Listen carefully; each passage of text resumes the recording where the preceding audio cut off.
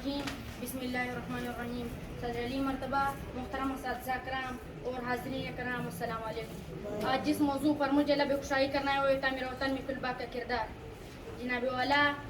جناب والا تاریخ گواہ کہ کوئی بھی تحریک اس وقت تک کامیابی سے مکنار نہیں ہو سکتا جب تک طلباء نے اپنی جدوجہد اور اپنی توانائی اس کی نظر نہیں کرتے. تحریک پاکستان پر ایک نظر ڈالتے ہی طلباء کے عظیم شان کردار کا اندازہ ہونے لگتا ہے. یہی وجہ ہے کہ قائد اعظم محمد علی جناح نے طلباء کو فوج آزادی کا اول دستہ قرار دیا. مقصد کے لیے جسم و جان کی بازی لگائے طلباء نے تحریک پاکستان کے لیے ہر مشکل کو آزادی کی نام سمجھ کر سینے سے لگایا اور پھر ان طلباء کی جدوجہد کی توفیق سے غلامی کی شب تاریخ سے آزادی پاکستان کا سورج شروع ہوا.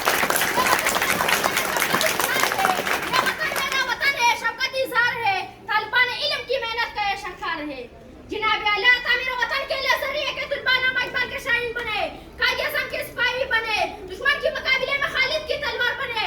ان کے ہاتھوں میں کلاشن کوف نہیں بلکہ قلم ہونا چاہیے. محترم حاضرین,